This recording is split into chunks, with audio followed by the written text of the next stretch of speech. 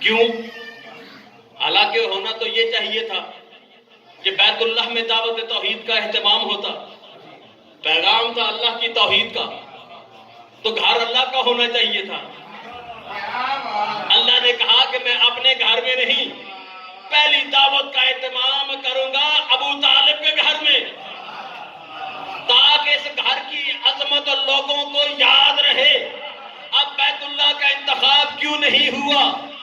ابو طالب کے گھر کا انتخاب کیوں ہوا؟ ایک ایسی تاریخی حقیقت آج کے مجلس میں قبلہ سر راہ آ گئی ہے، ارادہ نہیں تھا لیکن مولا نے ڈیوٹی لگا دیا کہ یہ حقیقت زمانے کے سامنے منکشف کر کے جاؤں۔ اللہ نے اپنی پہلی توحید کا اہتمام اپنے گھر میں اس لیے منعقد نہیں کرایا، اس لیے کہ اللہ جانتا تھا کہ یہاں پر لا الہ الا اللہ کا اقرار کرانا ہے، اور اسی بیت اللہ میں کچھ لوگوں نے زبردستی بتوں کو لا کے بٹھا دیا ہے، زبردستی بتوں کو لا کر بٹھا دیا ہے۔ جہاں بت موجود ہوں، جہاں بت موجود ہوں، وہاں پر توحید کا پیغام نہیں پہنچایا جا سکتا۔ اللہ نے کہا میں پوری کائنات پہ نگاہ دوڑاتا ہوں، کوئی ایسا گھر نظر آ جائے جو بتوں سے پاک ہو، کوئی ایسا گھر نظر آ جائے جو بتوں سے پاک ہو۔ اللہ نے پوری کائنات میں نگاہ دوڑائی، ایک ابو طالب کا گھر نظر آیا جو بتوں سے پاک تھا۔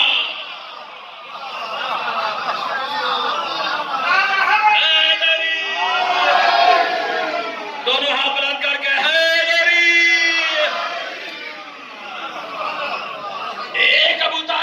نظر آیا جو بتوں سے پاک تھا۔ انہوں نے کہا کہ آل عمران کو چھپانے کے لیے ہم نے عمران کے نام پہ پردہ ڈال دیا۔ میں نے کہا تم نے ڈالا ہے، اللہ نے تو نہیں ڈالا۔ تو جب ہے یہ نہیں، اللہ نے تو پردہ نہیں ڈالا۔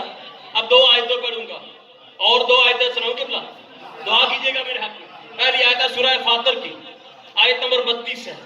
اچھا 32 پہ غور کریں، 32 پہ غور کریں، ترجمہ خود بخود سمجھ میں آ جائے گا۔ 3 اور 2 5 ہے۔ 32 نمبر آیت فاطر میں، سورہ فاطر کی آیت نمبر 32 میں اللہ فرما رہا ہے ثم اورثنا الکتاب الذین اصطفینا من عبادنا۔ میں نے پوری کائنات پہ نگاہ دوڑائی، پھر جو میرے پاک و پاکیزہ بندے تھے ان کو میں نے کتاب کا وارث بنا دیا۔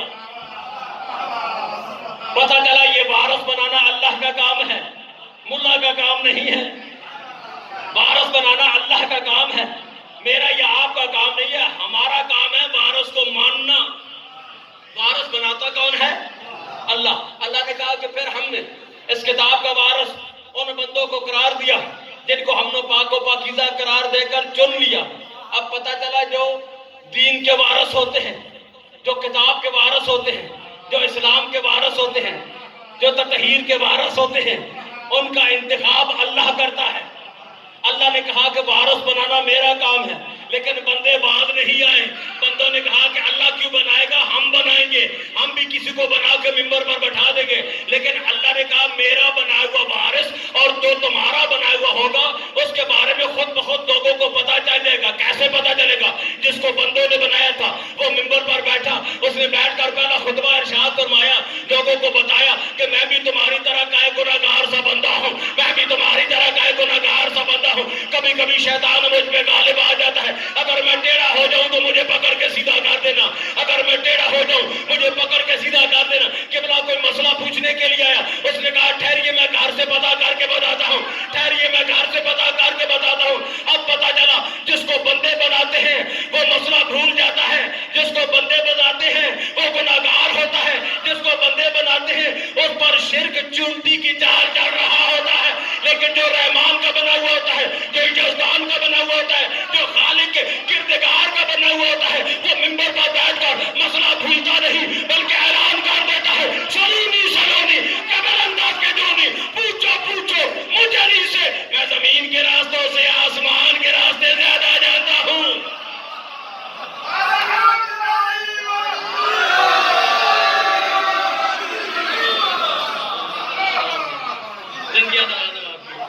سلامت رہیں، آباد و شاد رہیں، سلامت رہیں، آباد و شاد رہیں، سوائے غم حسین کی دنیا کا کوئی غم نہ دے۔ اللہ نے کہا میں وارث قرار دیتا ہوں، اور ہر کسی کو نہیں، ان کو جن کا استفاء کرتا ہوں، جن کو پاک و پاکیزہ قرار دیتا ہوں۔ اب قرآن سے پوچھتے ہیں اللہ کے چنے ہوئے کون ہیں؟ اللہ نے استفاء کن کا کیا ہے؟ وہ چنیدہ کون ہے؟ اللہ نے کہا پھر آؤ نا سورہ آل عمران پڑھو۔ جب سورہ آل عمران پڑھی، اللہ پکار کے اعلان کر رہا تھا بسم اللہ الرحمن الرحیم، ان اللہ اصطفیٰ آدم و نوحا و آل ابراہیم و آل عمران علی العالمین۔ اللہ نے کہا کہ میں نے پوری کائنات پہ نگاہ دوڑائی، میں نے آدم کو چن لیا، پھر نگاہ دوڑائی نوح کو چن لیا، آدم اور نوح کو چنا، لیکن آدم کی آل کو نہیں چنا۔ نوح کو چنا، نوح کی آل کو بھی نہیں چنا۔ ابراہیم کو بھی چن لیا، ابراہیم کی آل کو بھی چن لیا۔ عمران کو بھی چن لیا، عمران کی آل کو بھی چن لیا۔ اچھا، ابراہیم اور عمران کی بات تو بعد میں کریں گے، پہلے اللہ نے کہا کہ میں نے چنا آدم اور نوح کو۔ اب اہلیان گراٹا سیدہ سے سوال ہے، آپ میں سے کتنے حضرات ہیں جو نجف اشرف گئے ہیں؟ ہاتھوں کو بلند کیجئے تاکہ میں زیارت کروں ان ہاتھوں کی۔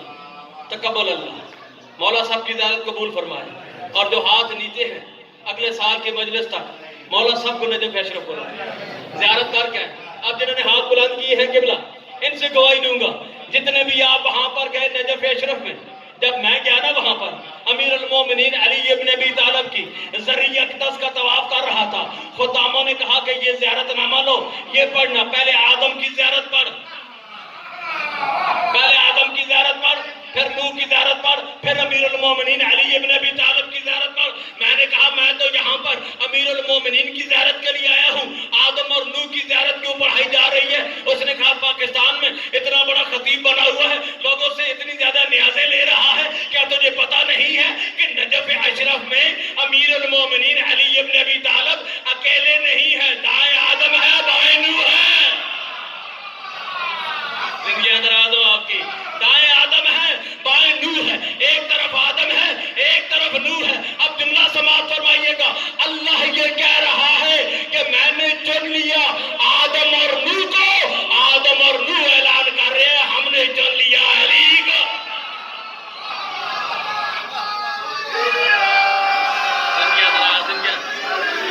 دونوں ہاتھ بلند کر کے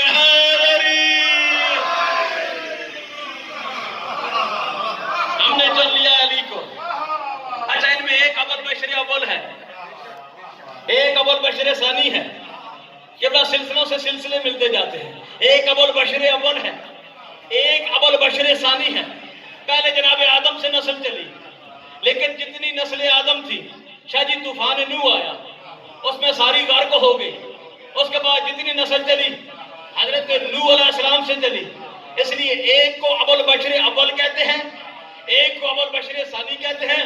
اگلے جملے کا نعرہ ایڈوانس میں آپ سے مانگ رہا ہوں، کوتاہی نہیں کرنا، نعرہ ضرور لگانا تاکہ آپ کے نعرے کی آواز نجف تک جائے۔ ایک ابو البشر اول ہے، ایک ابو البشر ثانی ہے، ایک علی کے دائیں ہے، ایک علی کے بائیں ہے، ایک علی کے دائیں ہے، ایک علی کے بائیں ہے۔ دونوں نے علی کے دائیں اور بائیں ڈیرے لگا کر یہ اعلان کر دیا ہے جو آدم کی نسل ہے، جو آدم کی نسل ہے اس کا مرکز بھی علی ہے، اور جو نوح کی نسل ہے اس کا مرکز بھی علی ابن ابی طالب۔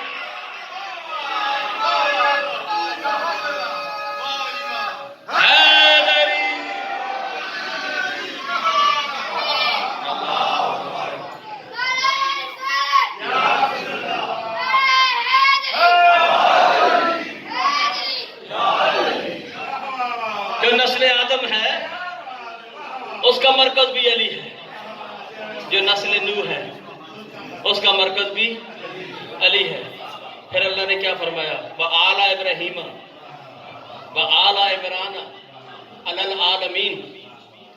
ابراہیم کو بھی چنا، ابراہیم کی آل کو بھی چنا، عمران کو بھی چنا، عمران کی آل کو بھی چنا۔ میں نے کہا ایک کی آل کو چن لیتا، ایک کی آل کو چن لیتا، دونوں کی آل کو استفاء کرنے کا مقصد کیا ہے؟ کہا یہ جو چننے کا معیار ہے نا، آل اس کی چنی جاتی ہے جس کی آل قربانی دیتی ہے۔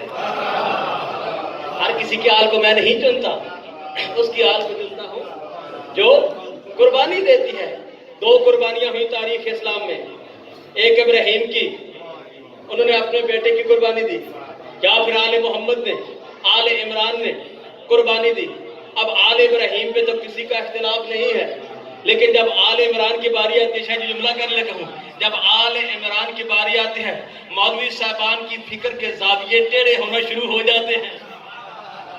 وہ 3 عمران لا کے کھڑے کر دیتے ہیں، کہتے ہیں جی کہ یہاں پر عمران سے مراد حضرت موسیٰ علیہ السلام کے والد بزرگوار ہیں، ان کا نام ہے عمران۔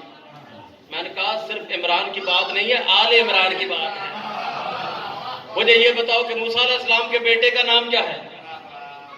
ان کا تو کوئی بیٹا ہی نہیں تھا، ایک بیٹی تھی خرطوم، اس پہ آ کے نسل موسیٰ منقطع ہو گئی، آگے بڑھ ہی نہیں سکی، لہذا موسیٰ کے والد کی آل کو آل عمران نہیں کہا جا سکتا۔ کہنے لگے کہ حضرت عیسیٰ علیہ السلام کے نانا کا نام عمران ہے۔ میں نے کہا حضرت عیسیٰ علیہ السلام نے تو شادی ہی نہیں کی، پھر وہ کون سا عمران ہے جس کی نسل آج بھی باقی ہے؟ اللہ کہہ رہا ہے کہ علی العالمین، پوری کائنات پر قیامت تک آنے والی لوگوں پر میں نے عمران کی آل کو فوقیت دی ہے، ان کو چن لیا ہے۔ پھر وہ کون عمران ہے؟ انہوں نے کہا کہ تیسرا عمران آپ بتا دیجئے۔ میں نے کہا تیسرے عمران کا نام ہے ابو طالب، عمران بن عبد المطلب، جن کی نسل کو آل عمران کہتے ہیں، اور وہ آج بھی باقی ہے اور قیامت تک انشاءاللہ باقی رہے گی۔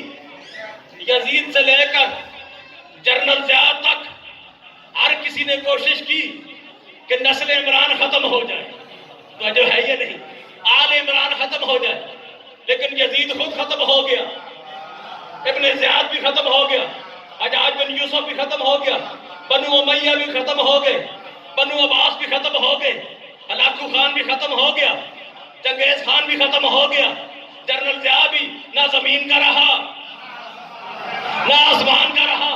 جس آل عمران کو وہ مٹانا چاہتا تھا وہ کل بھی باقی تھی، وہ آج بھی باقی ہے، وہ قیامت تک باقی رہے گی۔ جناب ابو طالب علیہ السلام ہے نکاح خوان مصطفیٰ۔ اب میرا دل یہ چاہتا ہے کہ نکاح خوان تو میں بار بار کہہ رہا ہوں، تو کیوں نہ آپ کو وہ خطبہ نکاح سناؤں، کیوں نہ آپ کو وہ خطبہ پڑھ کے سناؤں جو جناب ابو طالب علیہ السلام نے پڑھا تھا۔ سننا چاہیں گے؟ بیدار ہیں؟ اگر آپ بیدار ہیں تو پھر میں آپ کو وہ خطبہ سناتا ہوں جو جناب ابو طالب علیہ السلام نے نکاح کے موقع پر پڑھا تھا۔ کتاب کا نام ہے تاریخ ابن خلدون، پہلا حوالہ۔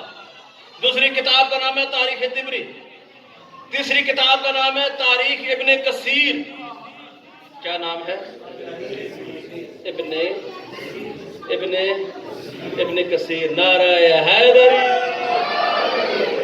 اچھا، ابن کثیر نے بھی اپنی تاریخ میں لکھ دیا، ابن کثیر نے بھی اپنی تاریخ میں لکھا کہ جناب ابو طالب علیہ السلام نے جو خطبہ نکاح پڑھا تھا اس میں یہ پڑھا تھا بسم اللہ الرحمن الرحیم الحمدللہ الذی جعلنا من ذریۃ ابراہیم و من سلالۃ اسماعیل۔ حمد ہے اس خالق کی، حمد ہے اس خالق کی جس نے ہمیں نسل ابراہیم میں سے قرار دیا، جس نے ہمیں سلالہ اسماعیل میں سے قرار دیا۔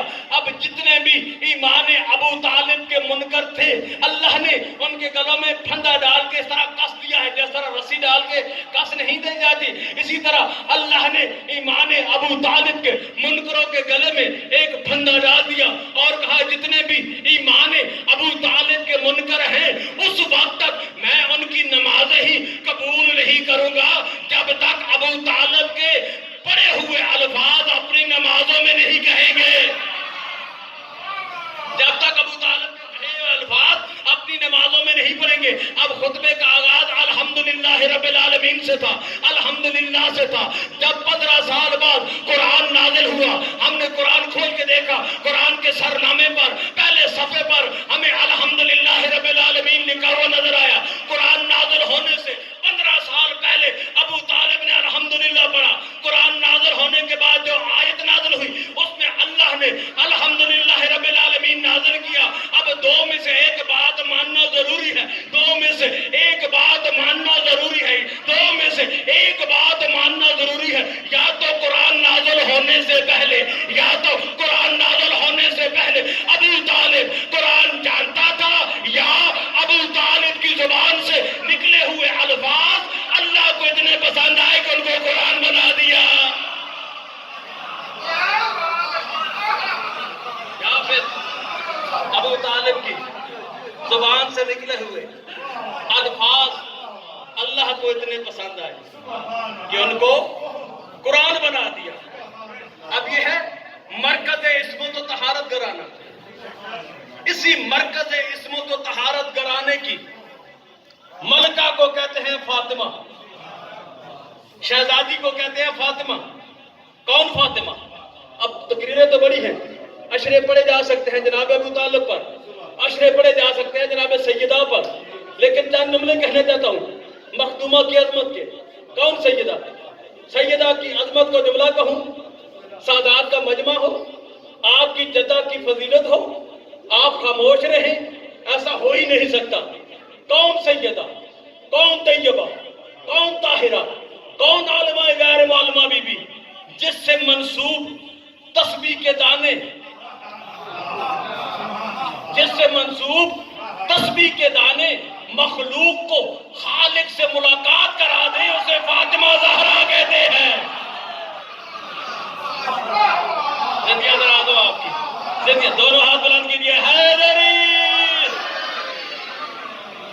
جس سے منسوب تسبیح کے دانے مخلوق کو خالق سے ملاقات کرا دے، اس معظمہ کو سیدہ کہتے ہیں۔ اسی معظمہ کے بارے میں اللہ نے قرآن میں فرمایا، سنو زمانے والوں، اِنَّا أَعْطَيْنَاكَ الْكَوْثَرَ، اے میرے حبیب ہم نے آپ کو کوثر عطا کیا۔ کیا عطا کیا؟ کوثر عطا کیا۔ مولوی صاحبان سے پوچھا کہ یہ کوثر کیا ہے؟ انہوں نے کہا کہ کوثر سے مراد جنت میں ایک نہر ہے، اور وہ نہر کون سی ہے؟ جس میں دودھ اور شہد ہے، بلکہ ایک مولوی صاحب کہہ رہے تھے کہ مکھٹی حلوہ بھی ہے اس میں، بڑی ٹیسٹی نہر ہے۔ میں نے کہا ملے گی تو جو ہے یہ نہیں، میں نے کہا ملے گی کس کو؟ کہنے لگا ملے گی اس کو جو جنت میں جائے گا۔ میں نے کہا اتنا طویل فاصلہ طے کر کے، اتنی طویل مشکلات سے گزر کے وہ جنت میں مکھٹی حلوے کھانے کے لیے جائے گا؟ وہ دودھ اور شہد کی نہر سے فیضاب ہونے کے لیے جائے گا؟ جو نہر ملنگ کو نعرہ حیدری لگانے میں مل جائے، جو ہے یہ حیدری، اس نے کہا کہ پھر آپ بتائیے وہ کوثر کون سا ہے؟ ذرا یہ کوثر کا تعارف کوثر کے مالک سے پوچھتے ہیں کہ کوثر کیا ہے۔ لوگ آئے رسول خدا کے پاس کہ یا رسول اللہ، اللہ نے آپ کو جو کوثر عطا فرمایا ہے، اس کوثر سے مراد کیا ہے؟ اس نے کہا یہی تو پوچھنے کے لیے میں معراج پہ گیا تھا۔ تو جو ہے یہ نہیں ہے، یہی تو پوچھنے کے لیے اللہ نے مجھے معراج کرائی تھی۔ لوگوں کو نہ معراج سمجھ آئی، نہ کوثر سمجھ آئی، نہ صاحب معراج سمجھ آیا۔ اب قبلہ آ گیا ہے، قبلہ ذہن میں تو آپ کی خدمت میں ہدیہ تن پیش کر رہا ہوں، دعاؤں میں یاد رکھ دیجیے گا۔ کسی نے خطیب آل محمد حضرت حسن زیدی صاحب سے یہ پوچھا تھا کہ زیدی صاحب یہ معراج کیا ہے، معراج کی حقیقت کیا ہے، معراج کی اصلیت کیا ہے؟ تو خطیب آل محمد نے فرمایا تھا میم اور عین کے راج کو معراج کہتے ہیں۔ میم اور عین، میم محمد، عین علی، محمد اور علی کے مشترکہ راج کو معراج کہتے ہیں۔ اسی مقصد کے لیے تو مجھے معراج کرائی گئی تھی۔ کہا اچھا یا رسول اللہ پھر بتائیے۔ کہا رسول خدا نے پھر پوری تمہیدن گفتگو کہی کہ جو کسی سے محبت کرتا ہے، ہر محبت کرنے والے کا یہ ذہن اور دل کہتا ہے کہ جس سے میں محبت کرتا ہوں تو وہ مجھ سے کوئی چیز مانگے تو میں اسے عطا کروں، وہ مجھ پہ راضی ہو جائے۔ اب میں ہوں خاتم النبیین، میں ہوں سید المرسلین، نہ خاتم النبیین ہونے میں سواد ہے، نہ سید المرسلین ہونے میں مزہ ہے۔ سب سے بڑی مزے کی بات یہ ہے کہ میں اللہ کا محبوب ہوں، جو ہے یہ نہیں ہے۔ سب سے بڑی مزے کی بات یہ ہے، سواد کی بات یہ ہے کہ میں اللہ کا محبوب ہوں۔ اب اللہ ہے محب، میں ہوں محبوب، اب اللہ یہ چاہتا تھا کہ میں اس سے کچھ مانگوں، میں اس سے کچھ مانگوں، وہ مجھے عطا کرے تاکہ میں اس سے راضی ہو جاؤں، لیکن میں تھا محبوب کسی اور طرح کا، میں تھا محبوب کسی اور طرح کا، مانگنے والوں کا حشر دیکھ چکا تھا۔ موسیٰ نے دیدار مانگا، ذرا جملے ہوتے ہیں خطابت کے، غور کیجئے گا، موسیٰ نے دیدار مانگا، ایسا دیدار کرایا کہ موسیٰ بے ہوش ہو گئے، جتنے ساتھی تھے وہ سارے کوئی بے ہوش ہو گئے جو بالکل ہی بے ہوش ہو گئے۔ عیسیٰ نے ملاقات مانگی، چوتھے آسمان پہ روک لیے گئے۔ سلیمان نے ملک مانگا، سلمان نے ملک مانگا، اور قرآن میں اللہ نے کہا رب حبلی ملکن، رب حبلی ملکن۔ اب جملہ آگے ہے تو سماعت فرمائیے گا۔ سلمان نے کہا کہ رب حبلی ملکن، الہ العالمین مجھے ملک عطا کر۔ اب اللہ سے ملک مانگا، اللہ نے ایک انگوٹھی عطا کر دی، کہا کہ یہ انگوٹھی زیب تن کر لو، ہواؤں پہ حکمران بن جاؤ گے، خلاؤں پہ حکمران بن جاؤ گے، ہواؤں پہ حکمران، خلاؤں پہ حکمران، جنوں پہ حکمران، انسانوں پہ حکمران، پوری کائنات پہ سلمان تیرا راج ہو جائے گا۔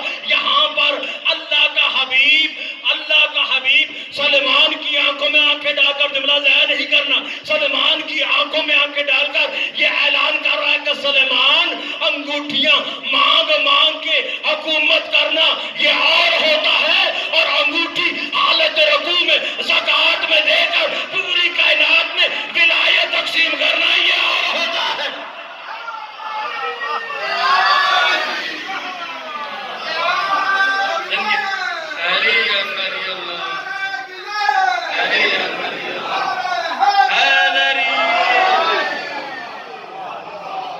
کہا پھر کیا ہوا؟ کہا میں نے تو نہیں مانگا۔ کہا کیوں نہیں مانگا؟ اب جملہ ہے بڑا گہرا، اردو والے جانے گے جنہوں نے اردو پڑھا ہوا ہے، ادب پڑھا ہے۔ رسول خدا نے کہا میں مانگتا اس لیے نہیں تھا کہ بال جیسی عزت تھی، کہیں مانگ میں فرق نہ آ جائے۔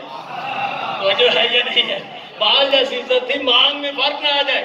اللہ نے کہا کہ تو نہیں مانگتا، پھر سن فَلَسَوْفَ يُعْطِيكَ رَبُّكَ فَتَرْضَىٰ، میں خود اپنی طرف سے تجھے ایسا تحفہ دوں گا کہ تو راضی ہو جائے گا۔ تو جو ہے یہ نہیں، میں خود تجھے ایسا تحفہ دوں گا کہ تو راضی ہو جائے گا، ایسا تحفہ دوں گا۔ اب اتنے انتظار کے بعد تحفہ کون سا ملا؟ اِنَّا أَعْطَيْنَا کل کوثر، حبیب ہم نے کوثر آپ کو تحفہ دیا ہے۔ لوگ آگے رسول اللہ کے پاس کہ یا رسول اللہ اس کوثر سے مراد کون سا کوثر ہے جو اللہ نے آپ کو عطا فرمایا ہے؟ کہا ایسے نہیں بتاؤں گا، آدھی رات کے وقت میرے در اقدس پہ آ جانا، میرے در دولت پہ آ جانا، پھر میں تمہیں بتاؤں گا۔ آدھی رات کا وقت تھا، صحابہ کرام رضوان اللہ علیہم اجمعین در اقدس مصطفیٰ پہ حاضر ہوئے، تہجد سے فارغ ہو کر رسول کونین حجرے سے باہر تشریف لائے، لوگوں سے کہا حیران کھڑے ہو، پریشان کھڑے ہو۔ اب رسول نے چلنا شروع کیا، قرآن نے قصیدہ پڑھنا شروع کیا، وَالشَّمْسِ وَالضُّحَىٰ وَالْقَمَرِ ذَاتَ اللَّهِ، شمس نبوت گھر سے نازل ہوا، اس عالم میں نازل ہوا، ابوالبشر میں صفت کے جلوے سموتا ہوا، نوح کے خد و خال کو تقوی الہی کی آب و تاب میں نکھارتا ہوا۔ تو جو ہے یہ نہیں ہے، ابوالبشر میں صفت کے جلوے سموتا ہوا، نوح کے تقوی کو آب و تاب سے نکھارتا ہوا، آتش کدائے نمرودی میں خلت ابراہیمی کا دسترخوان بچھاتا ہوا، باذن خداوندی عیسیٰ کے دم درود سے مردوں میں حیات تازہ کی روح پھونکتا ہوا، عیسیٰ کے سارے مردوں کو ایک ٹھوکر سے زندہ کرتا ہوا۔ رسول کونین مسجد سے باہر آئے، دروازے پہ کھڑے ہوئے، لوگوں سے کہا ایوہ الناس، یہ پوچھنے آئے ہو کہ اللہ نے مجھے کون سا کوثر عطا کیا ہے؟ یہ پوچھنے آئے ہو کہ اللہ نے مجھے کون سا کوثر عطا کیا ہے؟ تو سنو زمانے والوں، اللہ نے مجھے خدیجۃ الکبریٰ کے بطن طیبہ طاہرہ سے فاطمہ زہرا نامی کوثر عطا کیا ہے۔ اللہ نے مجھے بطن خدیجہ سے سیدہ طاہرہ صلی اللہ علیہ کی ذات پہ آنکھیں جھکا کے بلند تر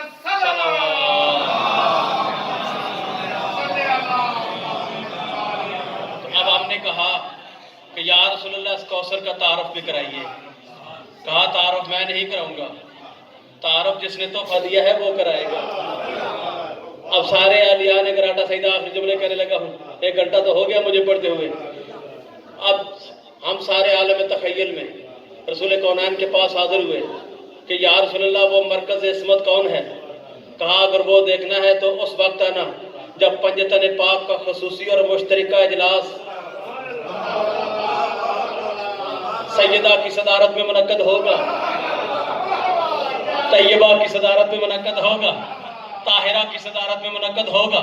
تو ایسا عالم میں آؤ، پھر ہم تمہیں بتائیں گے کہ وہ کون سا کوثر ہے، اللہ بھی تمہیں بتائے گا کہ پھر وہ کون سا کوثر ہے۔ اب جب ہم وہاں پر پہنچے عالم تخیل میں، جا کر پوچھا کہ یا رسول اللہ یہ آپ کے ساتھ کون بیٹھے ہوئے ہیں؟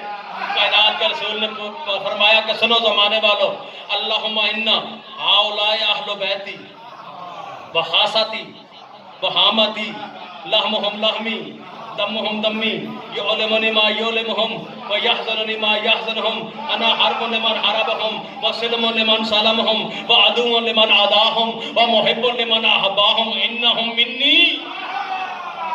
منی وانا منہم فاجعل صلواتک وبرکاتک ورضوانک وغفرانک علی وعلیہم واذہب عنہم الرجس وطہرہم تطہیرا۔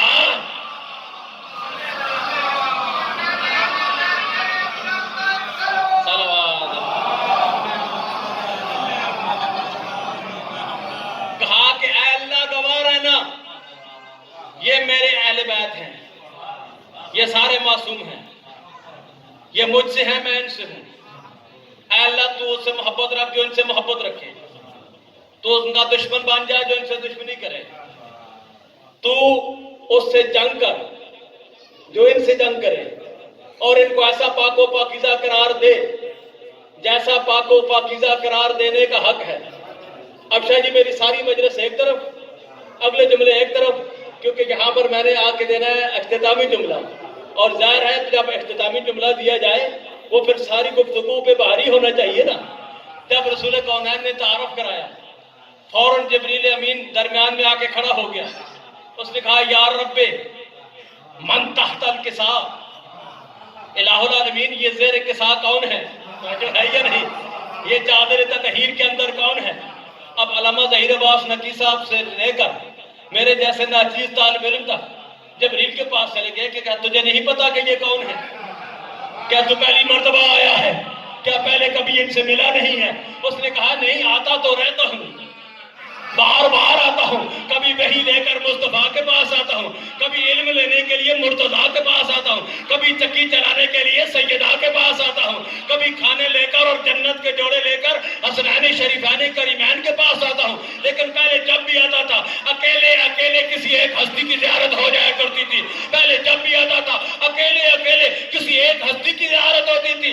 آج پنجتن پاک اکٹھے ایک مقام پر دیکھے ہیں، میری آنکھیں پہچان نہیں کر پا رہی ان میں محمد کون ہے، ان میں علی کون ہے، ان میں سیدہ کون ہے، سارے ہاتھ بلند کرے، ان میں سیدہ کون ہے، ان میں حسن کون ہے، ان میں حسین کون ہے۔ پھر میں کہا کرتا ہوں جب جبریل جیسا نورانی فرشتہ، جب جبریل جیسا نورانی فرشتہ جو روزانہ اس دروازے پر آتا ہے وہ نہیں پہچان کر پا رہا، پھر یہ صدقے کھانے والا ملا کہہ جانے کے محمد کون ہے، علی کون ہے، حسن اور حسین کون ہے؟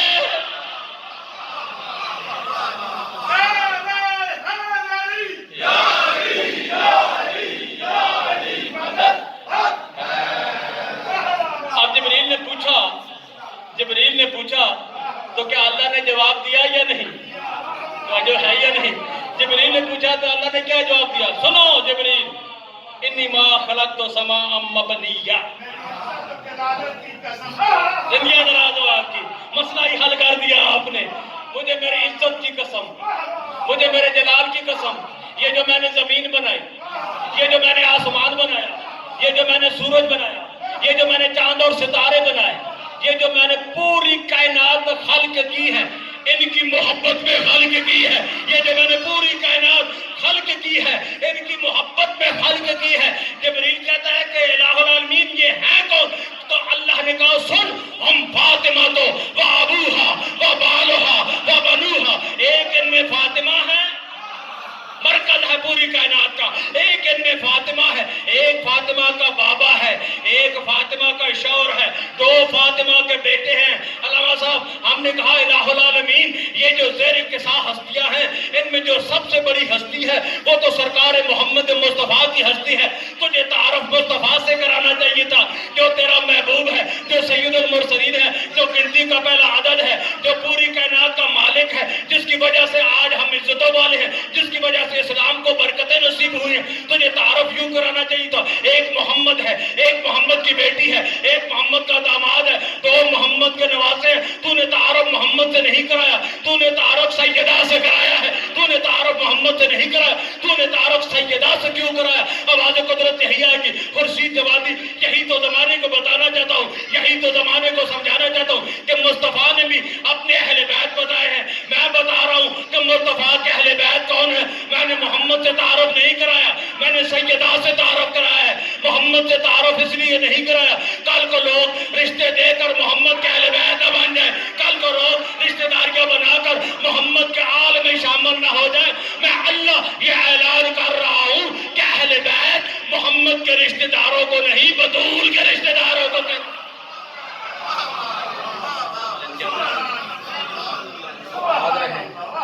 اللہ آپ کو سلامت رکھیں،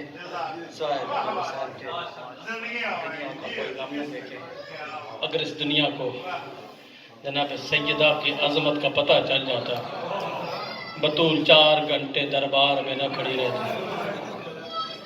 میں پیر گراٹا میں پہلی مرتبہ مصائب کی مجلس پڑھ رہا ہوں۔ مجھے یقین ہے جس طرح آپ نے فضائل سنا ہے مصائب بھی سنیے گا۔ فضائل میں کوتاہی ہو جائے تو کوئی بات نہیں، لیکن جب مصائب پڑھا جا رہا ہو نا، کوئی مومن ارد گرد نہ دیکھے، دائیں بائیں نہ دیکھے۔ اللہ جانے کس مومن کے کندھوں کے ساتھ بیٹھ کے سجاد خون رو رہا ہو۔ علامہ مہدی معاذ اندرانی مالی سبتین میں تحریر فرماتے ہیں کہ جب عزادار کی آنکھوں سے آنسو رواں ہوتے ہیں تو وہ آنسو ضائع نہیں ہوتے، زمین پر گرنے سے پہلے بی بی سیدہ اپنے رومال میں لے لیتی ہے۔ عزادار کے آنسوؤں کی عظمت کا پتہ کیجئے کہ زمین پر نہیں گرنے دیتی سیدہ، اپنے رومال میں مومنین کے آنسوؤں کو جمع کرتی ہے۔ قبلہ صاحب وہ پھر آنسوؤں سے تر رومال لے کر کربلا میں جا کر حسین کے زخموں کا بھی علاج کرتی ہے۔ جب عزادار کے آنسوؤں سے تر رومال میرے مولا حسین کے بدن کے زخموں سے مس ہوتا ہے، میرے مولا کے سارے زخم ٹھیک ہو جاتے ہیں۔ سیدوں معافی مانگ کے جملہ کہہ رہا ہوں، کتاب میں نہ ہوتا تو کبھی بھی نہ پڑھتا۔ صاحب کتاب تحریر فرماتا ہے جب عزادار کے آنسوؤں سے تر رومال میرے مولا کے زخموں سے مس ہوتا ہے، مولا کے سارے زخم ٹھیک ہو جاتے ہیں، لیکن 2 زخم ٹھیک نہیں ہوتے، ایک سر کا زخم، ایک سینے کا زخم۔ آئے ضرور کر رہا ہے، ایک سر کا زخم، ایک سینے کا زخم۔ بی بی رو کے کہتی ہے حسین بیٹا تیرے سارے زخم ٹھیک ہو گئے، تیرے 2 زخم ٹھیک کیوں نہیں ہوئے؟ حسین رو کے کہتے ہیں اماں اگر دنیا روتے روتے مر بھی جائے یہ 2 زخم ٹھیک نہیں ہو سکتے۔ کیوں؟ سر پہ زینب کی بے رضائی کا زخم ہے اور سینے میں اکبر کی جوانی۔ اللہ آپ کو سلامت رکھے اور سوائے غم حسین کے دنیا کا کوئی اور غم نہ دیکھو۔ عزاداران مظلوم کربلا مجلس کی روحانیت بتا رہی ہے کہ پردے میں مجلس کی وارث بیویاں آ گئی ہیں، آگے آج پھر ہمارے آنسوؤں کو رومال میں لے جا کر حسین کے زخموں پہ ضرور رکھیں گی۔ عزاداران مظلوم کربلا لوگ کہتے ہیں شیعہ روتے کیوں ہیں، شیعہ ماتم کیوں کرتے ہیں؟ معافی مانگ کر میں جہاں بھی جاتا ہوں سادات کا وکیل بن کر دنیا والوں سے سوال کرتا ہوں کہ میرے ایک سوال کا جواب دو۔ آج سے ہم روئیں گے نہیں، آج سے ہم ماتم نہیں کریں گے، آج سے ہم چپ کر کے اپنے گھروں میں بیٹھ جائیں گے۔ میرا سوال ہے تو فقط اتنا سوال ہے، کائنات عصمت و طہارت کی 3 مقدس ترین بیٹیاں، ایک رسول کی بیٹی زہرا، ایک علی کی بیٹی زینب، ایک حسین کی بیٹی سکینہ، اور دنیا والوں مجھے بتاؤ ان 3 بیٹیوں کا قصور کیا تھا؟ اللہ سلامت رکھے، سوائے غم حسین کے دنیا کا کوئی غم نہ دیکھنا نصیب ہو۔ مجھے بتاؤ ان 3 سیدزادیوں کا قصور کیا تھا؟ اب میں آپ سے سوال کرتا ہوں، اگر کوئی قصور نہیں تھا پھر زہرا کا پہلو زخمی کیوں تھا؟ अगर कोई कसूर नहीं था और फिर ज़ैनब के हाथ पर से गर्दन क्यों बांधे गए? अगर कोई कसूर नहीं था फिर मुझे बताओ ये सकीना के मुंह पे तमाचों के निशान। अल्लाह आपको सलामत रखे। साए गम हुसैन के दुनिया का कोई और गम देखना नसीब न हो। अगर एक मंजिल और आगे बढ़ो, थोड़ा सा और आगे बढ़ो। मैं मुसाहिब दिल भर के पढ़ना चाहता हूँ। हो सकता है कि अगली मजलिस नसीब हो या न हो। अल्लाह जाने जिंदगी साथ देती है या नहीं साथ देती। जी भर के रोना चाहता हूँ, आप सादात को पुरसा देना चाहता हूँ। अदाकारान मजलूम करबला, जब आप बुलंद आवाज से रोते हैं ना, पर्दे में जो दो बीबियां बैठी होती हैं, शाम से आती हैं, एक बड़ी बीबी एक छोटी बीबी। छोटी बीबी बड़ी बीबी का दामन पकड़ के कहती है, फुप्पी अम्मा ये रोने वाले हमारे क्या लगते हैं, इनका हमारे साथ क्या रिश्ता है। शाम की मलका रो के कहती है, सकीना बेटी और तो कुछ नहीं लगते, और तेरे बाबा के अज़ादार हैं और तेरे बाबा के मातमी हैं। उस वक्त 4 साल की मासूमा बच्ची रो के कहती है, फुप्पी अम्मा ये रोते हैं, इन्हें तमाचे कोई नहीं मारता। फुप्पी अम्मा ये रोते हैं, इनका बाजू कोई नहीं पकड़ता। अगर इतने रोने वाले करबला